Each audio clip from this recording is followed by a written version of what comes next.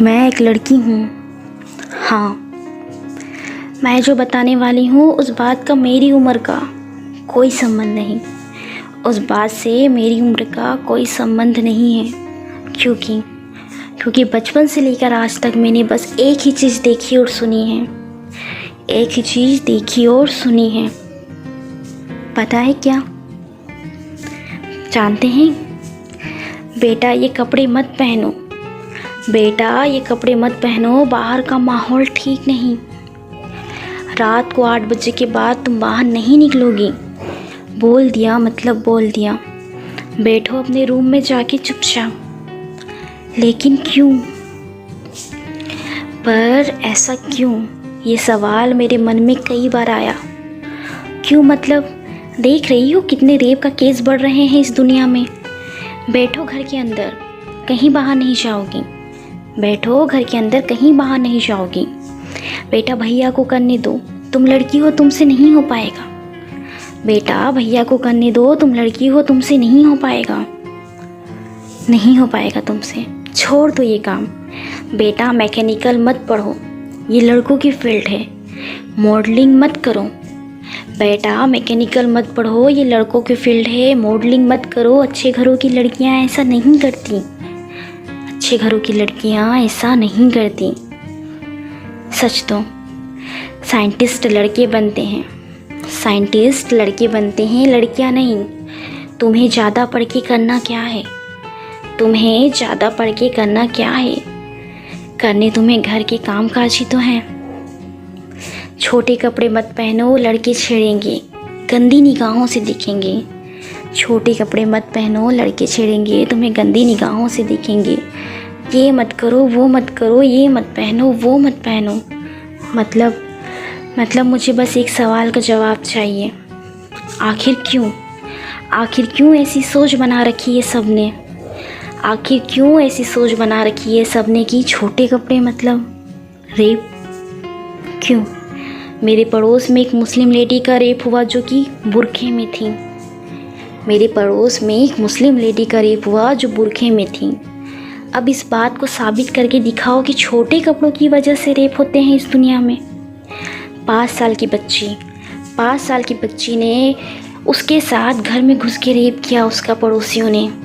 सिर्फ 5 साल की बच्ची थी। बताइए क्यों हुआ ऐसा? क्यों किया गया? कैसे जस्टिफाइज करोगे कि घर से बाहर मत निकलो, यहाँ घर में भी लड़कियाँ सेफ़ नहीं हैं?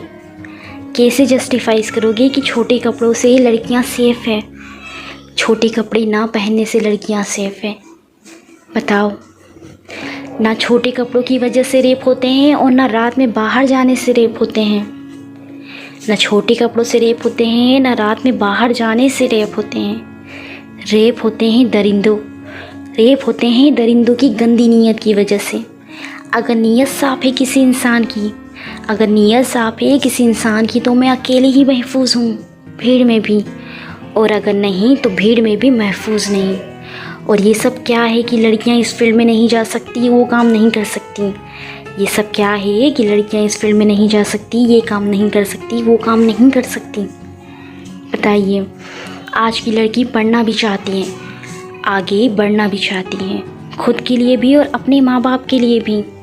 आज की लड़की पढ़ना भी चाहती है, आगे बढ़ना भी चाहती है, खुद के लिए भी और अपने माँ बाप के लिए भी। जानते हैं आप ये बात? आज की लड़कियां इंजीनियर भी हैं, पायलट भी है, साइंटिस्ट भी हैं। कोई फील्ड सिर्फ लड़कों के लिए नहीं बना है। कोई भी फील्ड सिर्फ लड़कों के लिए नहीं बना है कि आप जज करते हैं कि ये फील्ड लड़कों के लिए है।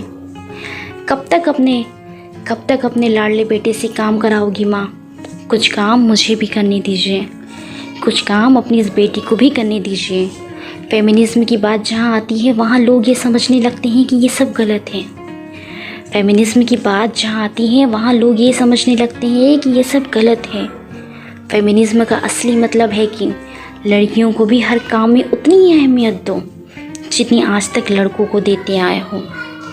लड़कियों को भी हर काम में उतनी ही अहमियत दो जितने कि आज तक लड़कों को देते आए हो।